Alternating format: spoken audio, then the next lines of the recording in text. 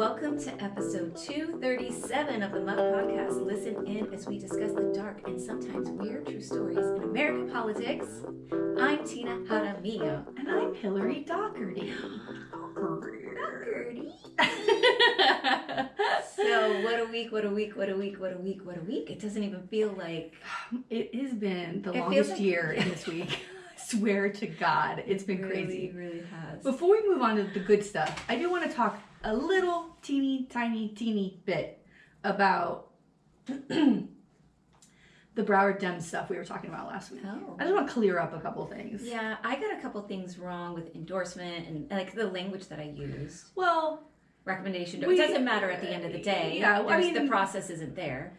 And what the process that they were using to weed out real Dems from not real Dems was set up for a purpose that they're now twisting and using to their own benefit, to cherry pick, yeah. Which is all behind the scenes stuff, and it's well and good. But our good friend Nancy Fry shared my editorial on that Sunday, or my letter to the editor, and there was tons of comments, and I received so many wonderful messages from people, even at Sarah's, we'll get to her party, and people were like, keep going, keep doing it, and the comments that meant the most to me on Nancy's post were the ones who were from people who, because immediately someone from the party was commenting about we should be doing this after the election and it shouldn't be online, like that sort of thing. And then people the comments that meant the most to me were the people who were previous volunteers saying, excuse me, here's why I don't do this anymore. And it was several people, and trying to make it clear that there is an issue here, and it's not even necessarily endorsement process. It's the way that volunteers are treated, or the lack of information, organization that's there. That being said, I want to make something very clear. There's no way you're ever going to make me feel like what I'm saying isn't right and try to twist it that it's about a particular person, okay? We had conversations before we had a podcast with our friends, anybody else who was working in these spaces, about anyone who led the Broward Democrats and the behavior of them. It didn't matter who the leader was. No one I've seen since I've been involved knows what they're doing. Point blank. Nobody. I haven't seen one person. So it's not about race at all. The reason I get so crazy, and I watched last week's episode, that section, quite a bit, because before it came out, I was crazy, and we actually had to edit quite a bit out. Even when I was editing the audio, I was like, Tina, please, here's 6 minutes. There's 6 more things we need to take out, if you believe it or not. I watched it with my boyfriend, and I was like, do I look crazy? Please. Of all people, I need you to be honest with me. He's like, no, it's passionate. I'm like, okay. Aww. Supportive. That's why we love him. So it's not about that. Here's what it's about. We know how important Broward County is. We know how powerful, how many votes. We've said this several times here. It's very important. We struggle with our homeowner insurance costs, with our high taxes. We struggle to be able to pay our bills every month, to keep a roof over our heads. We're working people. We struggle with flooding. I mean, there's so many. We have environmental issues in Florida. We have a full red Republican government that doesn't believe in climate change. We have a full red Republican government that wants to take our autonomy over our bodies away, to take away a good living wage, that now want to put golf courses in parks. We have to restrict our education, and our access to actually real information and history for our students. Ban books. Like we get angry and we get upset because we know what's at stake here. And when you make it about a particular person and their race, and not about the bigger picture, that's how I know you're not a good leader. Because you need to take a step back. It's not about your friends and having to defend them, or the work that you're doing. It's about what's at stake. That's why we get so upset and so heated. I don't care about who the person is there. What I care about is the work that they're doing to move our agenda forward and get good Democrats elected.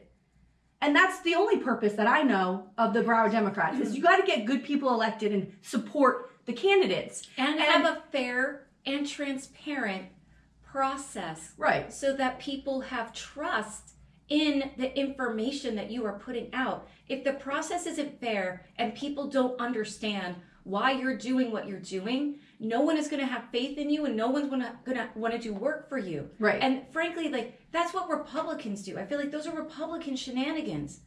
All people are asking for is fair and transparent. Have that transparency with your treasurer report. Have your transparency with the process of what the committee did. Put those minutes out. Like, I don't get it. Or put, hey, this is what's going on. If you want to come to a committee meeting, something. Like, I just don't understand why everything is these behind closed doors things. And when you have an editorial from Steve Boskett and a news story on the TV news at night from Glennon Milberg about a card, and anybody watching that who's not involved with the party, just regular Joe public, the trust is gone. The card's now tainted. Yeah. So it doesn't matter that you have one name or three names. Now it's all over the place that your process is shit, and now you're handing out a tainted card. That doesn't just affect that one Senate race. It affects every single person listed on there. Every person. From school board to commission, it affects everyone. You've now been exposed as having a tainted process that's not fair. So why would anybody ever trust the cards you're handing out? So, and then it affects the voting, and then it affects who's elected. You see then it affects who goes to Tallahassee, which then affects the laws we have. There's a reason why you're there, and you're neglecting that because of your egos, because of who your friends are. Like, I don't give a peer fuck. Pressure. Who knows? Yeah. Who knows? I don't really care what's happening. Who's there. I don't care what race they are. I'm gonna tell you, come hell or high water, that you're doing a bad job, and I don't even have to really report. It's everywhere. It's everywhere. So don't ever think that you can come for me. Because I then put a post up the next day, and I made it very clear. These two motherfuckers have been through hell. Two different kinds of hell, right? We've had different kinds of hell in our lives, but we've been through it. And there ain't nothing that you can do that's gonna make me, nothing. I'm not gonna cower in whatever words you think you're gonna say. There's some people on there who I have a lot of respect for, who have been involved with the party for a long time. These older people, and they're defending this party and defending their leader, and saying they're gonna come out after the primary, after the convention, and they're gonna defend this person. I'm anxious to hear what that is, because as soon as they were like even pushed back a little. By Nancy, they're like, oh, well, I wasn't there. I don't know what well, then, bitch. So, I don't know. I just want to make that very clear. There's a real reason here. I have no animosity towards one person. I have an animosity towards the lack of effort that's put in to making sure we are strong and we're making a difference here. We have a chance to make a difference in Broward County that is rippled across the state and affects the way that we live our lives. We are working people out here living our lives in a state that is unaffordable. Number one, it's an unaffordable place to live.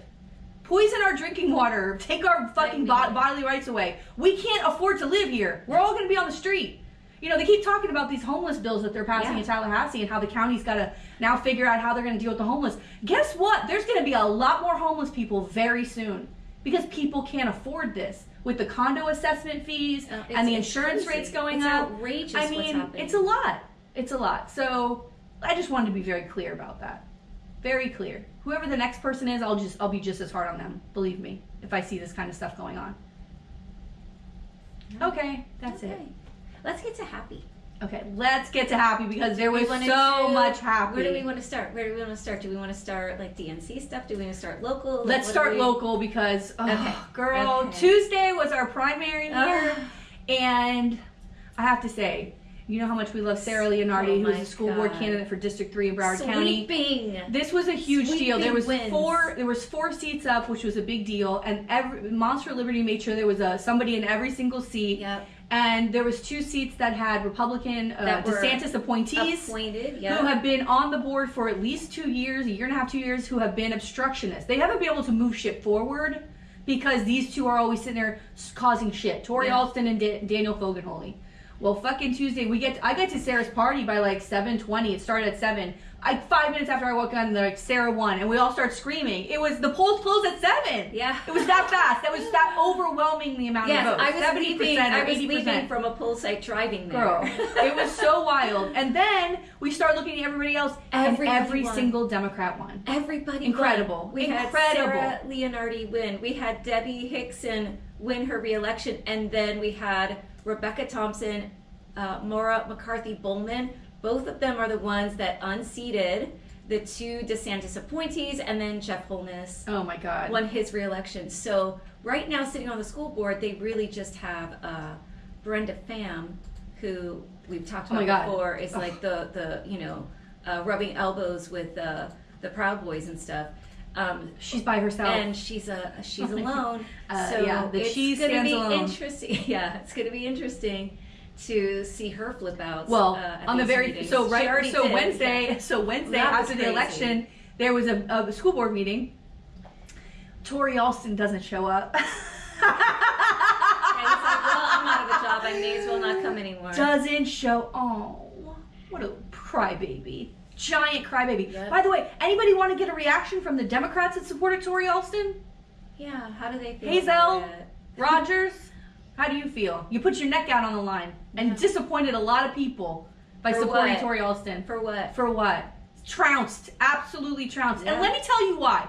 Because Rebecca Thompson and Moira McCarthy, Bowman McCarthy, were knocking on doors every single day. Anybody in that district knew their faces because that's what they did.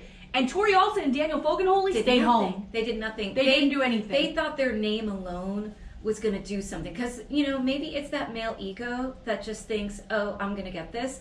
But Rebecca, she was knocking doors for like a year and a half. Yeah, she's been putting in the work. I mean, she put in the work. Yeah. And Maura McCarthy-Bowman, I heard from someone that knows people in that district who were texting me saying, everyone out there knows her. She's knocked on doors. They all like her, and that just started spreading through the neighborhoods out there. Yeah, and they're both mothers, and they're both working mothers, and people who have been involved in the schools for years. These are people who also live in their own district. I mean, these guys didn't even live in their. Imagine that. Well, once I win, I'll move into the district. Oh, please. Well, Tori Alston's thing was, I have property in the district. What a fucking creep. Bye. So he doesn't show up. But Daniel Fogelnholy does. And Anna Fusco, who's the president of BTU? She is the president of the BTU. This woman comes to that meeting. Oh my God, she starts firing shots. She's a bulldog, I loved it. I have to say. And then she's yelling at Brenda Pham because she's this, she's like a Tea Party right-wing crazy person, and she starts yelling at her. Monster Liberty, and it's Tea Party's dated. I just dated myself.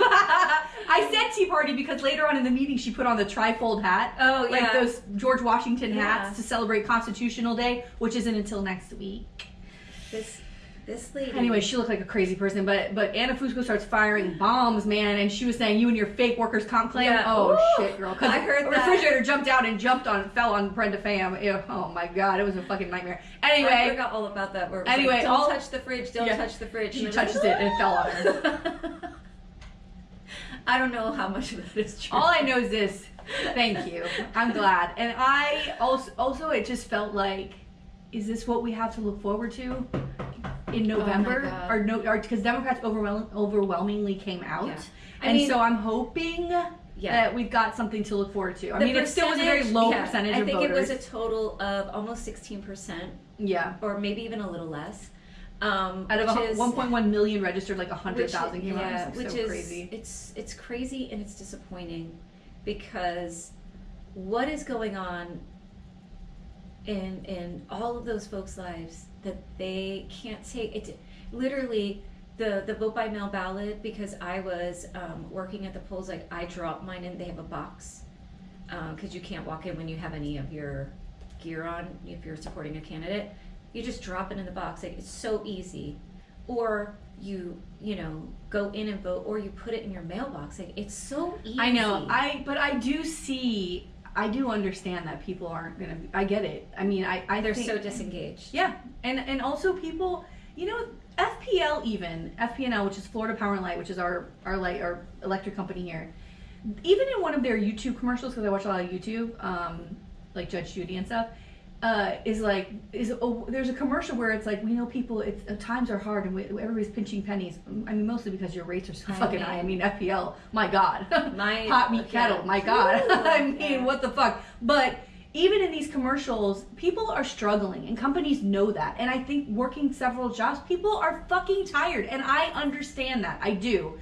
I just hope when presidential, which is always where more people come out, hopefully that'll be, it's just, and I even said that to my daughter. I'm like, basically a handful of people elected the entire school board, right? Like, it's just, it's not that many people making this decision. And people just don't even know that there was an election. Yeah.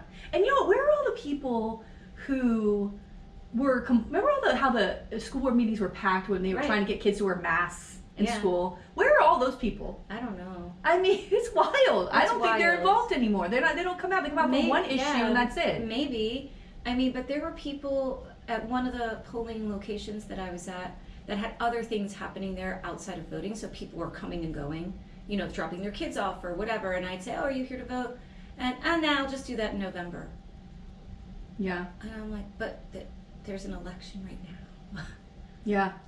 I mean, I know. I don't think they even understand what this race is. They don't, you know.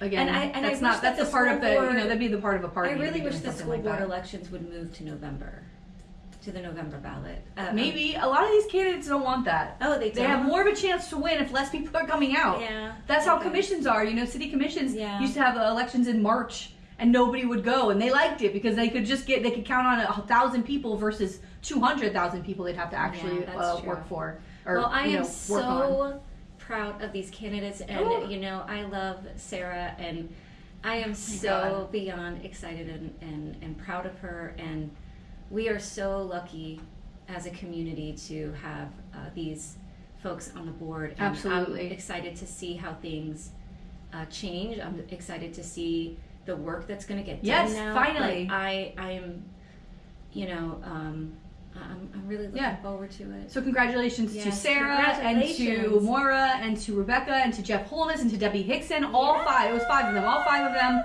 all got elected, and so I'm very, very excited. And and across the board, it seemed like you know. I was excited. I mean, someone ran against our supervisor of elections. Oh God, good luck. And good luck. Lost. He won that, and then Abby Ajaya, she won for tax collector, and she was just such a great candidate. So I was really happy to see that. She was already doing the job. Yeah. Now it's like an official. Yeah. Yeah. So, amazing. One thing that I thought that we heard about and we texted about yesterday is that Fogenholy, who is one of the Broward School Board members appointed by DeSantis, he might be gone from Broward, but now he's appointed to the State Board of Education because, you know, why not? Everyone is associated with DeSantis, they all fail upwards in that world. And the thing that's scary about that is that, you know, when you're on the state school board, you're responsible for making policy, right? And not just for Broward schools, right? And now he's making policy across the state that will impact Broward schools. And so that to me... the next day he was appointed to this. Yeah, so that to me makes me a little nervous. And I don't understand what qualifies him. Yeah, that's what I was going to say. He was on the school board for what, a year? That doesn't give him qualification for anything. Yeah. And by the way, Fogenholy, don't you ever have a job that you actually have to win, like in an election or apply for? You know what I mean? Like, just being friends with DeSantis is enough. It's so fucking weird. All you do is get moved around like a chess piece. That's all that you are. You're there just to do someone's bidding. How embarrassing. It's embarrassing, but you know, those policy decisions, and when you're on the state board, you're supposed to be representing the interests of the public, of being our voice in education, and I don't want this guy to be my voice. Guess who else did it? None of the voters in Broward County. Like, does that matter that voters and people who actually are affected by these policies overwhelmingly denounce this motherfucker? Like, does that not matter at all? I guess not. Not to DeSantis. I mean, he's a loser too, so why not surround himself with more? Let me tell you something. I thought DeSantis was awkward. Did you see this JD Vance trying to order a fucking donut this week? Holy shit! I just saw people making fun of his haircut. They're like, even his father I gotta tell doesn't like him. There's something, oh my God, there's something off with this fucking guy. I don't know what is wrong with you. What is it? And then also, are the people that work on his campaign just fucking with him? I don't know. Like, let's give him the simple task of going to order a donut. Like watching a dog, in a clown's costume walk around. Isn't it cute? Like, are you trying to... And the T-Rex costume. Yeah, like, are you trying to embarrass this man? You know he can't order a donut. And he goes in and the you people... can't order a donut. By the way, How are you going to help us as a vice president? He goes in and the woman at the counter's like, fuck. No. And only because now there's 50 people in the place and she's like, just trying to work. Yeah. Do you understand what people are doing? We're just trying to survive. She wants to get the fucking donuts in the box and go home. Yeah. And now she's dealing with this fucking dopey motherfucker. I did not see this clip. So what? Oh, Tina, it's so horrible. I don't even want to send it to you. It's so hard to watch. Does he not know how to order a donut? Like, He's trying to be affable. Like, he's trying so desperately to be human, and he doesn't know how to do it. He doesn't know how to do it. And there's cameras, and he's trying to be, like, folksy. Oh, my God. It's so painful. It's painful. And I was thinking, how different it would look if it was Tim Walz. Oh, my God. He'd be like, hey, oh, my God, I love jelly donuts. And like that. He was like, well, what's the best donut? He goes, oh, sorry about all this. I'm running for vice president. And the girl goes, okay, what kind of, like, she doesn't give a fuck. Like, this woman's like, I don't, what do you want? Like, she's getting the box out. Like, she has no time for this guy. Yeah. And then he's like, well, whatever's the best, whatever you think is best. And I saw a funny tweet they retweeted, and she's like, whatever's best is the oldest donuts here. Like, that's what, we need to get rid of the old donuts. Like, whatever's best. Like, it's just so, did you see him walking his dog onto the plane? No, I haven't. I did. There's another video came out last week where he gets out of his car and he's got his dog. It's like a German Shepherd or something. And he's holding the leash, but he's holding it like this. And he's holding it up so the dog, like, has he ever walked the dog? Walked the dog before. He's like holding the leash, like, I'm telling you, his hand was like loose. Everything's loose. And he's smiling like, is this how humans are with dogs? Holy shit. So, it's, when you said if Waltz was doing that, Waltz is himself. Mm-hmm. JD Vance is putting on a show. Yeah. And so when you're pretending to be something that you're not, it's really hard. And you're not a good actor, Ooh, it's not good. It's so bad. It's not good. How many times have we said this? The reason why JD Vance doesn't come across is because he's not authentic. No. He's not who he is. And then what we saw at this convention... Oh my God. Girl, I cried. I cannot tell you how many times. I'm pathetic, but I was like, what the fuck? I was crying through this convention. Like, I just was sobbing the entire time. And I think that just for me, it was a catharsis. Like, I needed to weep in this sense of hope and joy. Yeah. Because we have been living for 8 years in this space of everything being contentious and angry and hateful, and to witness all of this joy from this convention was just something else. Yeah. It was something else. I agree. So how do you want to do this? Because I have like favorite quotes from people.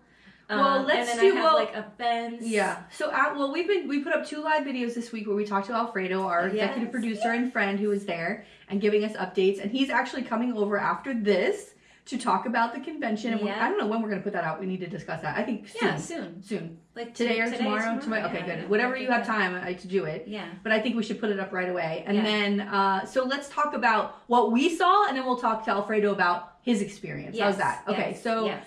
Let me talk about tell me the quotes that you... oh my God, I feel like there's so many. Like, so Hillary Clinton. Yes. I mean, there were so many people that spoke, and I just kind of picked like Hillary, Joe, Michelle, Barack. So Hillary, she says, on the other side of that glass ceiling is Kamala Harris raising her hand and taking the oath of office as our 47th president of the United States. I just got goosebumps. Her speech. Yeah, she was incredible. Oh my God, it was so good. Yeah. It was good. And even, but this idea of, oh my God, she's raising her hand, like that we're gonna have this moment, like this moment's gonna finally happen. God willing. It's gotta happen. God willing. So that made me cry. Joe Biden.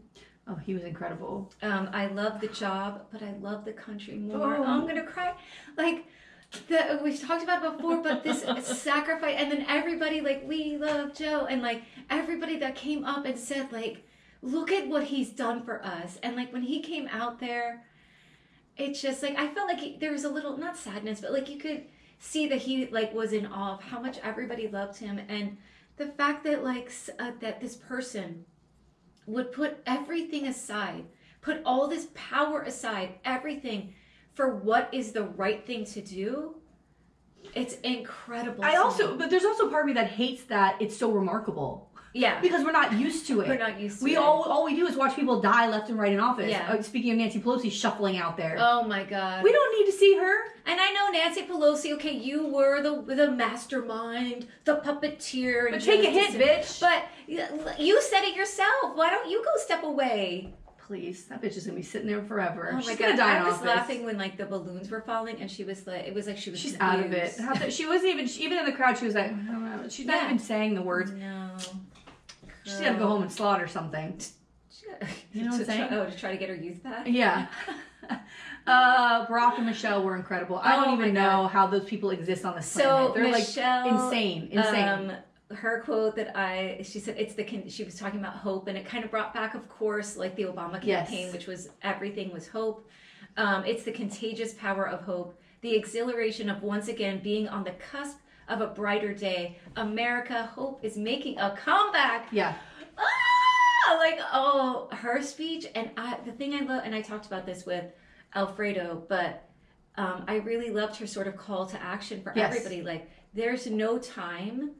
You know, everybody can do something, right? We talk about all the time, our friend Nick Harris, the time, talent, testimony, or treasure. We all have something to give to this campaign, so figure it out. Like, you got to do something. Yeah.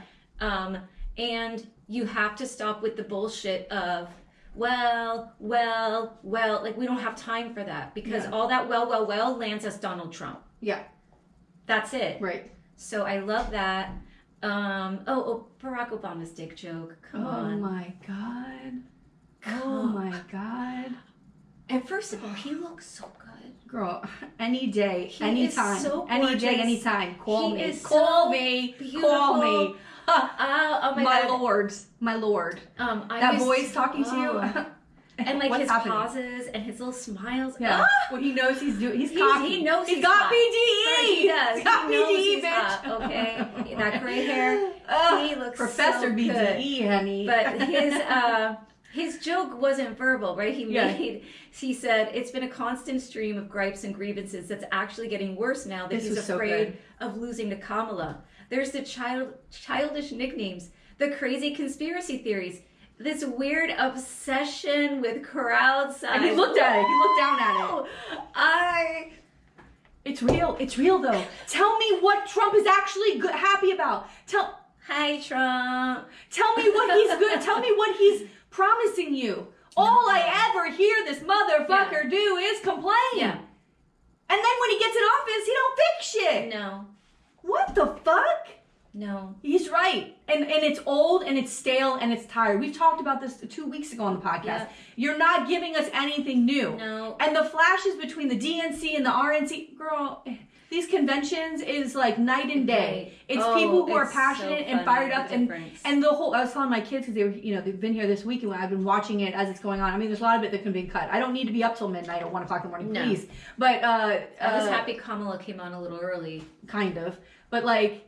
I was telling my kids, this is 4 days of a pep rally. Yeah. Let's go. But we need people in prime time because other people who aren't, sycophants like us aren't going to stay up till midnight to watch people. We need her. That speech she gave was presidential. It was so good. And it cannot be understated. We've said this before and I cannot say it enough.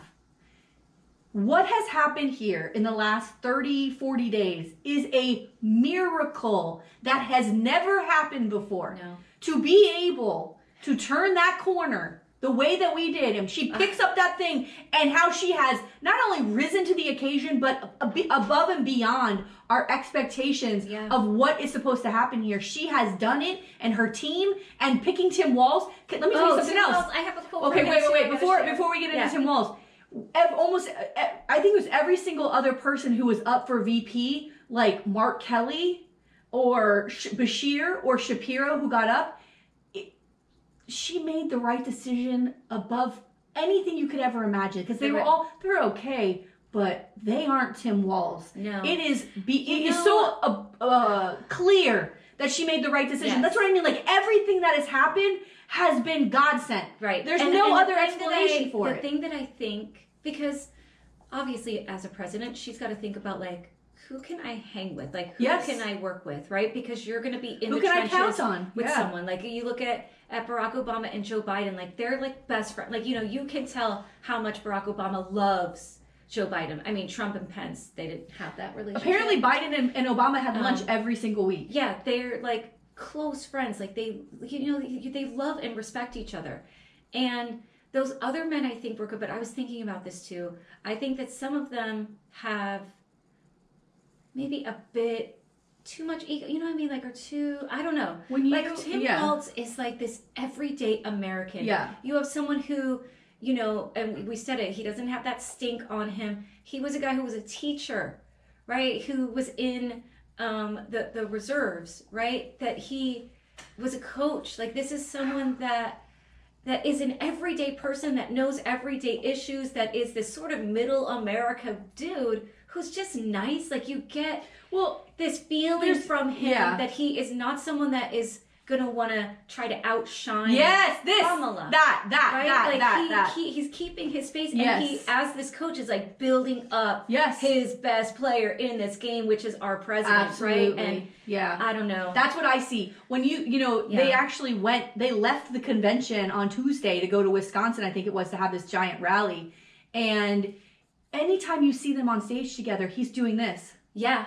He's doing this. What man, very few and far between, that's what I'm saying, actually just want their partner to shine? And it doesn't happen, folks. No. It doesn't happen. Because we know... They want someone who wants to build you up and put you first in any sort of relationship. Somebody who wants to do that doesn't happen. No. The male ego is a dangerous fucking thing. Yeah. And what she sees in this man, in that family, that family...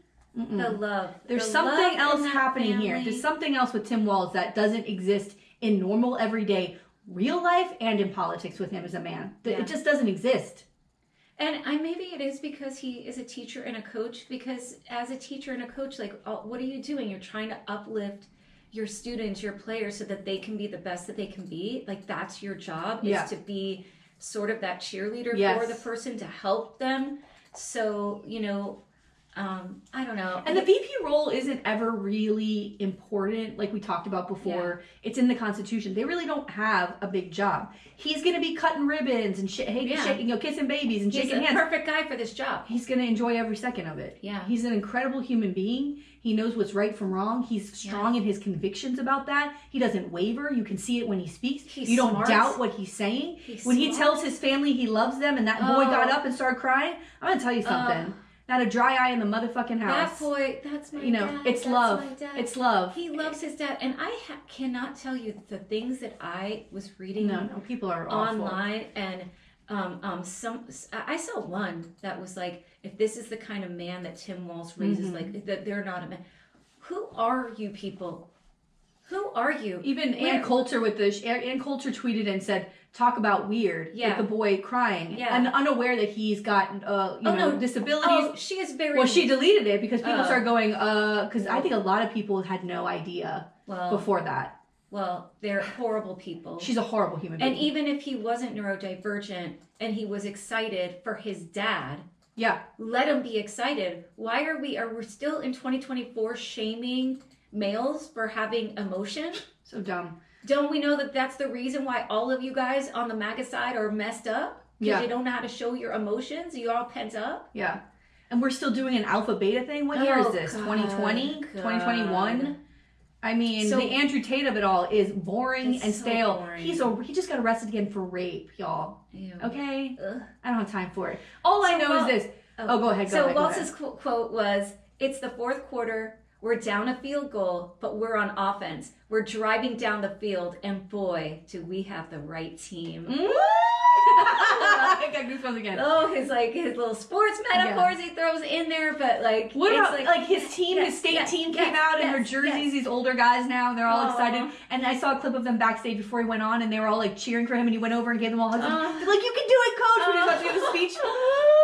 It's so sweet. It's also like, it's just unbelievable to witness. Like, Yeah. who could have ever expected this? Their family. It is the wild. fact that how their lives are completely going to be different. I also enjoyed Doug Emhoff. So the first gentleman, he'll be the first gentleman. His son's video about him was incredible, about their family growing up, how his parents remained friends. They would go on vacations together, and they watched their dad fall in love. It was I love that his incredible. ex She was there. She was tweeting. I sent you guys a tweet. Even she put a tweet up last night, and I read it to my daughter. She said, she was one of my best friends for 33 years. It was her with Doug, and I'm so excited for him and to work my hardest for the next 45 days to get Kamala and Doug in the White House. Like, what maturity! It's incredible. And this to me is such a beautiful thing to show to people that. Even, right, because we're the country of family values and you can't have divorce and marriage, to show the country that, hey, maybe marriages don't work out, but we can still have these beautiful relationships with the people in our lives, and it doesn't have to be contentious, and it's still full of love and respect. That to me, I think, is so powerful to show to families and say, well, maybe we can have something like that if our marriage doesn't work out, or, or what, maybe I can look at my ex-partner's new partner in a different way now. You know what I mean? Yeah. And understand, like, we're all in this together. And I think that alone is such a testament to Kamala Harris, because if there was something there, they would not be friends. No, you know absolutely. What I mean? Absolutely. And so I think that's a testament. And the fact that I saw all the tweets that were like, wow, Donald Trump's wife doesn't even support him. Yeah. The way, here's this ex-wife the over way here. the ex-wife supports Kamala, I loved every second of it. The testimonies from people who were forced to have or not be able to get have access to an abortion. The gun violence. The people who were giving testimony about gun violence, absolutely horrific. The Project 2025, like everybody lugging out that book and going, well, right here, and really hammering that home. It was all very, very good. It was long. Yeah. By day 3, I was like, oh, girl, I'm tired. Please. Here's what I know though too. We got to stop with Bill Clinton. We got to stop.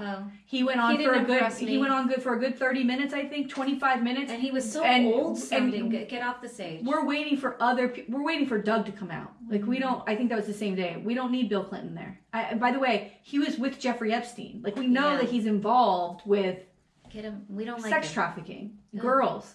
We don't need Bill Clinton on the stage anymore. No. I don't care that he's still alive. I'd rather have you wheel out Jimmy Carter. I'd rather see 100-year-old Jimmy Carter come out wave and just blink at me instead of, I'm serious, instead of seeing Bill Clinton. Yeah. I don't need to see him anymore. No. No, thank you. This is not the person who we need around us. He's an embarrassing person. He's embarrassing. And a criminal. Okay? I don't like it. But that being said, we're going to win. I think so. We're going to fucking win. I think so. That's all I know. After I saw her speech, I texted you and Justin. Her speech. I said, you guys, I think we're going to fucking win. I mean, on behalf of all Americans, I accept your nomination to be President of the United States. Listen, if I hear one more thing about her mother, when she said, on behalf of my mother, holy shit, like, this woman, look at who she raised.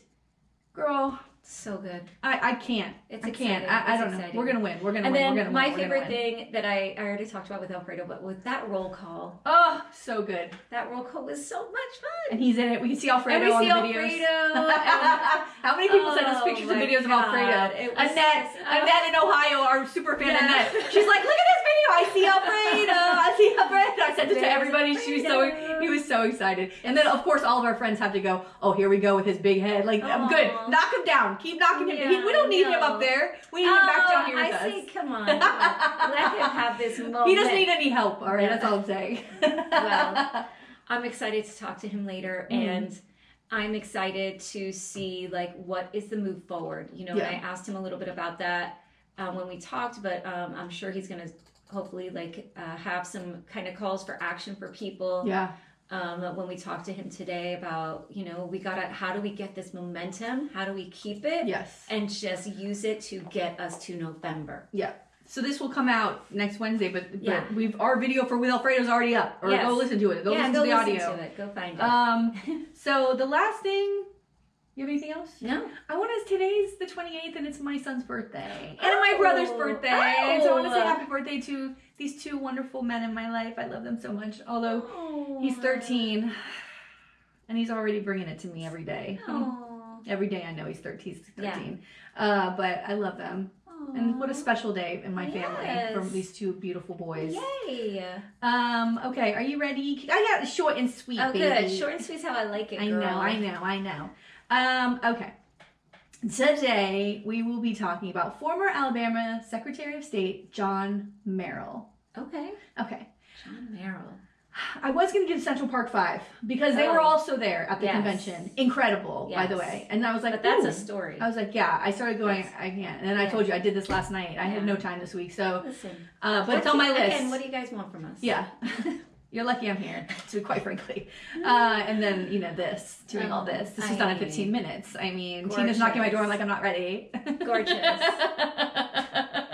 Thank you, Tina. Okay.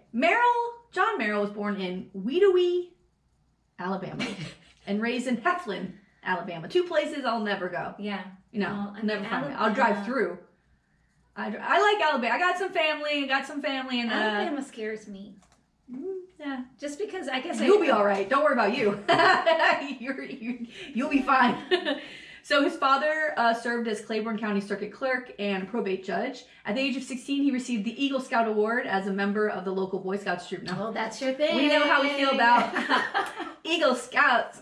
We like them here. We like them. In 1982, he graduated from Claiborne County High School, and he double majored in history and politics at the University of Alabama and received a Bachelor of Arts in 1987. He interned for the United States Congress from May to July of 1983, where he met Representative William Flint Nichols, who became a mentor of his. The following year, Merrill interned in the Capitol for Senator Howell Heflin between May and July of 1984, and he was president of the University of Alabama Student Government from 1986 to 1987. So he was a spokesperson for the Tuscaloosa County School District and a business development officer for the First Federal Bank in Tuscaloosa. He was elected to represent the 62nd District in the Alabama House of Representatives in the 2010 elections, having previously run and lost for the same seat in 2002 as a Democrat. Wow. So he was a Democrat most of his life, and then knows he's in Alabama. So he had to change ain't it gonna up. work. Yeah. So he served in the House of Representatives. Way to hold on to your convictions. He lacks a lot of things here. He served in the House of Representatives for a single term from 2010 to 2014, and then he announced in January 2013 that he would run for Secretary of State in Alabama in the 2014 elections. In the Republican Party primary in June 2014, Merrill finished in first, advancing for a runoff in July, which he won. And in the general election on November 3rd, 2014, he defeated Lula Albert Kegler, the Democratic Party nominee, with more than 60% of the vote. So he was elected to a second term in 2018, and he was term limited and couldn't seek re-election in 2022. So a little bit about when he's Secretary of State, obviously he's dealing with elections. Oh, no. So this was a bad time to be dealing with elections because, they're always trying to take away the vote and gerrymander or whatever. So in a 2016 decision, the United States Court of Appeals for the D.C. Circuit blocked Merrill from enforcing Alabama's quote, documentary proof of citizenship requirement for voting. Oh my God. So the court ruled that the addition of this requirement to the federal voter registration forms violated the National Voter Registration Act of 1993. How would you not know that? How would you not know that as the Secretary of State? That you can't add that. It violates this. So it's already been in place. I think people, they're going to roll the dice and see. Maybe people won't notice. Maybe people won't. It goes back all the way to 1993. I mean, there's other things out there that are, still in place from 1990s. That's true. Alabama's law was challenged by the League of Women Voters, and the decision effectively struck down a rule that required voters in Alabama to provide proof that they are American citizens. And under federal law, voters only need to swear that they are citizens in order to register to vote. Merrill applauded the 2013 Shelby County versus Holder decision by the United States Supreme Court, which, among other things, limits federal poll monitoring in southern states. The court's ruling was criticized by Democratic and liberal groups like the Advancement Project. So they're trying to intimidate people. Yeah. So for poll monitoring, same old. Yeah. So of course he loves to do this, and he was part of a coalition of American election officials who traveled with fellow Organization for Security and Cooperation in Europe poll monitors to Russia for poll monitoring during the parliamentary elections on September 18th, 2016. What? And he said that the election in Russia was free and fair, but the election was widely considered to be not free and fair, and the OSCE report found systematic problems with, quote, serious irregularities during voting, end quote, and even worse practices during ballot counting. This is crazy. So Russia, bitch. Yeah, so you're hanging. It's just wild to me. Like, oh, I'm involved in this poll watching work. Let me go to Russia. Yeah. And let me praise Russia. Yeah. Meanwhile, why is this organization even having somebody on the board it's weird. who's trying to make sure people are showing some sort of proof of citizenship? Mm-mm. Okay, so the 2020 elections, which we know are crazy, right? Because of Trump. So in 2021, Merrill met with Mike Lindell, founder of MyPillow. Did you see that video? Did you see the video of him arguing with that child at the DNC? Oh, I did. Oh I did. God. And that kid roasted him. And he goes, he said to the kid, you're obviously not up on the news. And the kid goes, well, I'm up on your bankruptcy. Ooh! But then what was the other line he gave him? Shit! He gave him another line. He gave him another line that was like, what about, he's like, kept asking for the research. Oh, yeah. He goes, take my word for it. Trust me, bro. He goes, so basically, trust me, bro. Trust me, bro is your research. But this kid's brilliant. Yeah. 12 years old, he's quick on his feet against an adult. Well, the adult's an idiot, but this kid was brilliant. Yeah. And no mustache. Mike Lindell, you need a mustache, of all people. Yeah, no, just, you need to go hide, go smother yourself with one of your mind pillows. What justice would that be? Could you imagine? How'd he die? He was smothered by his own MyPillow. We're not wishing that on anyone. Yeah. We're not wishing that on anyone. Just joking, because he's a MyPillow guy, all right? JK, y'all. JK. So anyway, he's the founder of MyPillow. In case you weren't aware, we were joking. The founder of MyPillow and a Donald Trump advisor who is known. It just sounds. That's where we are. But that's where we are. So stupid. That's where we are. That's where we are. The founder of MyPillow and Donald Trump advisor.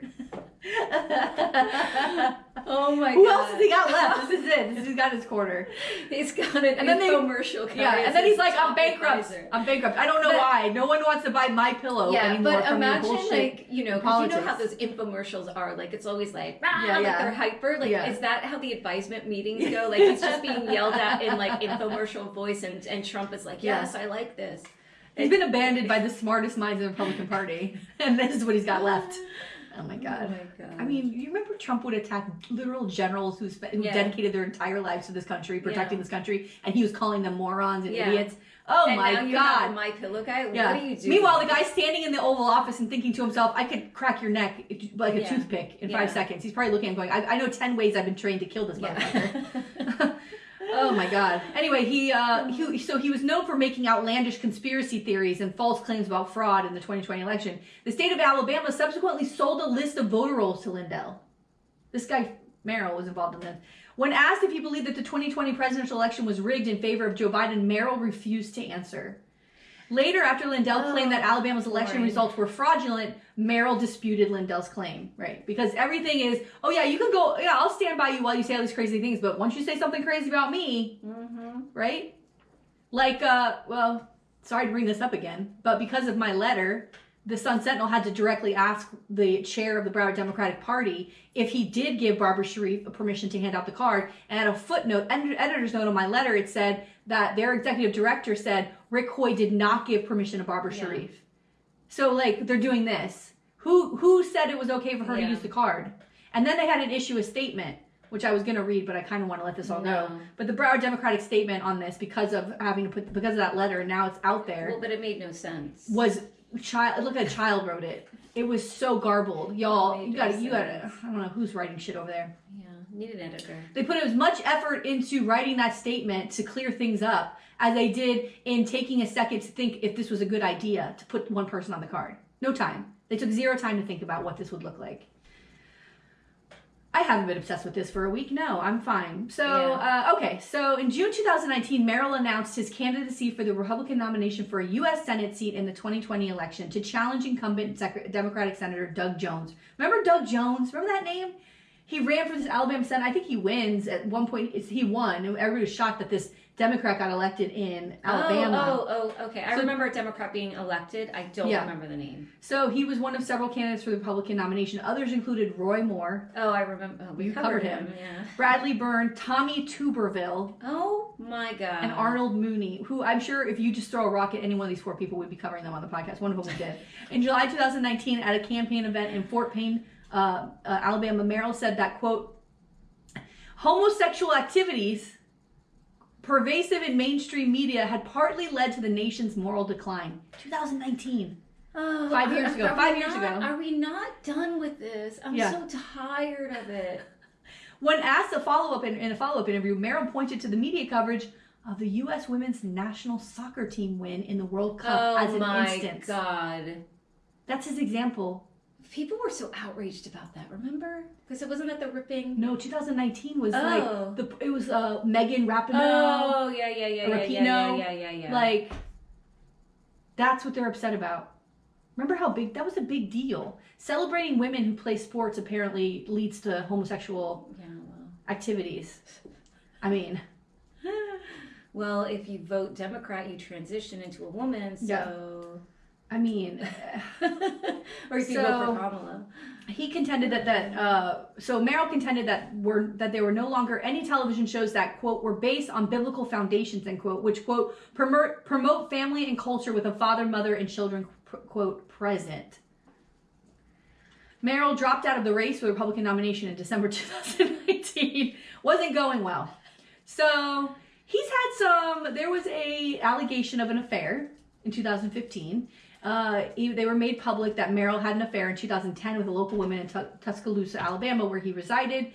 Although he denied receiving oral sex, he finally admitted only to kissing and being fondled in his pants while partially dressed. So I don't know what that is. Over the pants hand job? Like, what are we talking about here? Pants. That's over the pants. Where he's like, in the pants? Ew. Like, is that... Sorry. Is that what we're talking about? Let's be clear. Ew. Yeah. What are they, high school kids? Oh my God, remember high school making out? Oh my God. Oh, girl. Anyway, so he's running for U.S. Senate, or he's running for U.S. Senate, and he drops out, but here's why. Because, again, he was accused of having an extramarital affair with a female legal assistant, and Merrill denied the claim and said the woman was stalking and harassing him. When presented with a 17-minute audio tape in which the two described positions and actions in their 3-year-long relationship, he finally admitted the affair and stated that he would not run for the U.S. Senate in 2022, but also he would not resign. Like, he's not going to leave his seat as the Secretary of State. By the way, I've listened to some of this tape. I don't know what this woman, she recorded everything. So she's doing it, what, she wanted a payout? Because why are you recording? I think she probably thought it was going to end, right? I don't know. She wanted to just cover herself? Yeah. So he ended up leaving his term in the end at January of 2023. And now he's been in different positions. I was looking to see like what he's doing now. And he's been offered jobs all over the place, lobbyists, things like that. But yeah, that's the story of former Secretary of State of Alabama, John Merrill. Who thinks everything leads to homosexual activities and there's nothing for the family. And meanwhile, he's busy, honey. He's busy. Anytime they come out and say these things, there's something shady happening. They're shady as all hell. They're shady as all hell. Anyway, I didn't want to include pictures of his wife or this woman he had the affair with. So there's just pictures of him and him and Donald Trump, him at Mar-a-Lago. You know what? I can't. So, what else? I mean, that's it. I was just really consumed. I really loved, my other favorite moment was the nieces. Oh, with the saying her name? La. It was just very, and they were so, when they panned to them later, and they had the little signs that they had made for her. Oh my God, it was so cute. Everything about it just felt like love and joy and family, and there was nothing nasty. The energy, it felt just so great, you Yeah. know? And the other thing that I loved about it is just, you know, the diversity, especially during that roll call, you know, like it's like every state had their song. Yes, I and love then that. the people that were there, maybe they had cowboy hats, maybe they were cheeseheads, maybe they, you know, it was just like you had a taste of the vibe of the state Yeah. through the music and the people that were there, and just this vast, beautiful Yeah. quilt of all the different people that make up America. It just felt so beautiful and united. I loved it. And it was you know what I mean? Yes. It's not like looking at the RNC where it's just a sea of white people, you Yeah. know? Like, it just was, it was so cool. That DJ was just like with the songs, and oh my God, it was so good. and then Pink was there with her daughter, Oh. that little 13-year-old. The singing was incredible. That song, when they sang that song, it was so good. Every Oh my second was. I mean, again, There were places that were long. There were places. A Yeah. lot of it was long, but this is what happens when even at local political events, they have one too many speakers, like Yeah. 5 speakers too Because, many, you know, and you're they're there an always worried hour about, longer. like, who they're gonna, you know, offend by not including. I mean, probably, quite frankly, you know? and God bless. All right, we don't need Debbie Wasserman Schultz. I don't need her. I don't need. Quite frankly. I love Bernie, but I don't need to see Bernie talking about the 1% of the 1 billion of the 1% and the. I don't give a fuck, because immediately after he spoke, Governor Pritzker gets up there and he's like, "I'm a billionaire," and I'm like, "Wait a minute, I'm confused. I thought we weren't talking about this." The only thing I loved about Bernie is when at the end when he was like, "We got to stop Israel." Okay, because I got to tell you, my thing with Biden is there's nothing happening that needs to be happening with Israel, and apparently. Netanyahu is in very serious discussions for a ceasefire with the Hamas and all that, right? And he's on the phone with Trump. This is all now news now, documented, that he's talking to Trump, and Trump telling him not to make a deal because it would make Biden look good and Kamala look good. I gotta tell you, this is a real issue. And again, innocent Palestinians are dying or starving to death. They've lost everything, their entire families, their homes, everything. And he's negotiating, Trump's telling him not to make a deal, like they didn't make a deal at the border. He wants the country to be in upheaval. Yeah. He wants for innocent people to die so he can be in the White House. For his own gain. So and not be prosecuted. This is that difference between Biden and Trump, right? You have someone who is selfless. Yeah. And doing what is good for the country, and then you have someone who is selfish. Yeah. Who is doing what is good for himself. Yeah. He doesn't care about the hostages. He doesn't care about the Palestinian people. He doesn't care about any of it. Right. All he cares about is how he can further his own agenda, make himself and his family more money, and exploit the office of the presidency again and get himself out of jail. That is it. That is it. There is nothing for the people with this guy. And, you know, you might not like Kamala, but you can't, I feel like in good conscience, vote for Donald Trump. And if you're like, I don't like her, but then just don't. I'd rather you not vote, but I don't want to tell people not to vote. But you know what I mean? Like, writing Kermit the Frog, I don't know. But how can you check the name?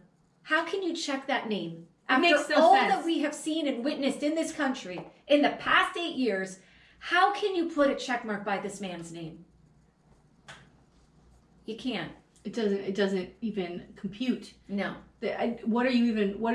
CNN did this right after the convention ended. They had 8 people who were undecided voters before the convention started, and when they started talking to them, they said, "Okay, convention's over. You watched the whole thing. How many of you now know who you're voting for?" And 6 of them raised their hands, and so they went around, and all 6 of them went from undecided to voting for Kamala.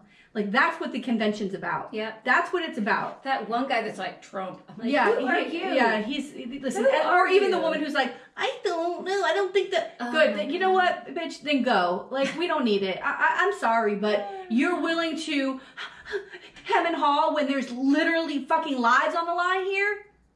It's fucked up. It's crazy. It's fucked up.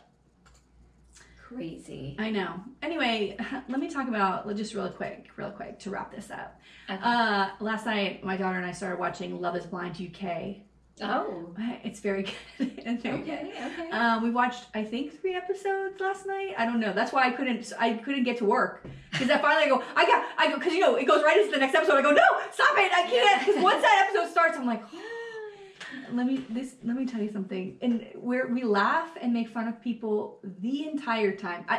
I know these people think that they're seriously going on to find love, but to me, it's a comedy show. Oh, yeah. Like They have to know that this is. People say the craziest things. They act insane. They've talked to somebody for 2 weeks and they get engaged and never seen them before. Wow. Girl, I can't.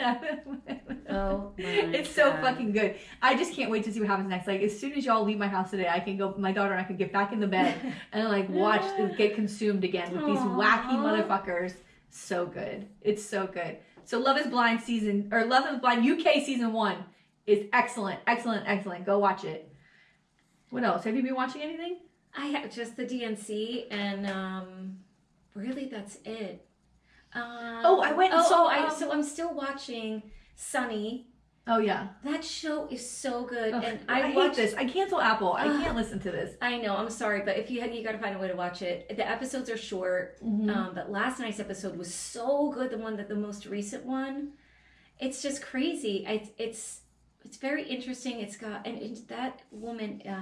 I love her. I know. Rashida Jones is so good in it. She's such a great. I love her. She's so adorable, pretty. Like, it's just also brilliant. She's like a very smart, talented woman. This show is just so odd, and she's so desperate to find her child because there was imagine. Yeah. Like I told you, the plane crash, and so things start coming to a head, and she's like running through this building, like screaming her son's name, and it's like. We get this like moment at the end. Oh my god! So I don't know what's gonna happen. I'm like, she better get this baby. Oh my god! Yeah, it's really, really good. I finally saw Deadpool and Wolverine. Oh, it was. I gotta tell you. Okay, here's the thing. My son's been begging. First of all, Deadpool was always a bone of contention for us because he was too young when the first one came out, and then finally he snuck and watched it a few years ago, and then I guess he had watched the second one at some point, again without me. One time I woke up, my son was like 5, and I woke up and he was already watching TV, and it was the end of Jaws. I was like, "What? Did you just watch this?" He's like, "It was so scary." I was like, "What the fuck?" Anyway, that's funny. Yeah, he likes scary movies. So he's been begging me to see it. So my daughter was like, "I don't give a fuck." I'm like, okay. So we went to see it, and I did not want to. I don't like Deadpool. Okay, I don't care. He's my least favorite superhero. Ryan Reynolds irritates me. I don't think he's that funny. Like, I don't get it. And then with the wife. Well, now they're kind of right now they're kind of they're under fire a little bit. They're under fire. Both of them together irritate me. She should be because she's doing a movie on domestic violence. Yeah, and she's like, wear your florals to the movie. You know, girl. Like she has no sense of. I don't like her. I don't care for her, and I don't care for him. And so together, it's just like they annoy the fuck out of me. She was in a movie I saw recently, and she was very good though. That's what I mean. Every time somebody tells me, they're like, I know this movie. Okay, fine. She was very good in it. I liked Gossip Girl, but that's where it ends. Anyway. Oh, I never watched that show. And I like him on Wrexham. Welcome to Wrexham. But that's it. He's just irritating to me when he's acting, I guess. Loved the movie. Like, laughed the entire fucking time. Wolverine, Hugh Jackman is so fucking hot. The two of them together were so funny. All of these special appearances by people were so good and perfect. I loved this movie. We were having the best time watching this movie. It was so fucking funny. It was so funny. I think my expectations were so low that it was just so good. It ended up being really good. I loved it. And I'm so excited. Like, I definitely want to go see it again, or when it comes out, like, to see it again, because it was so... I'm glad that we went. That sounds good. Yeah, but that's about it. That's it. That's all I have. Yeah, that's all. We gotta get ready to talk to our executive producer. I know, we gotta set things up, Byeee. Yeah. All right. So, see you on the flip side, boy. Okay. Bye!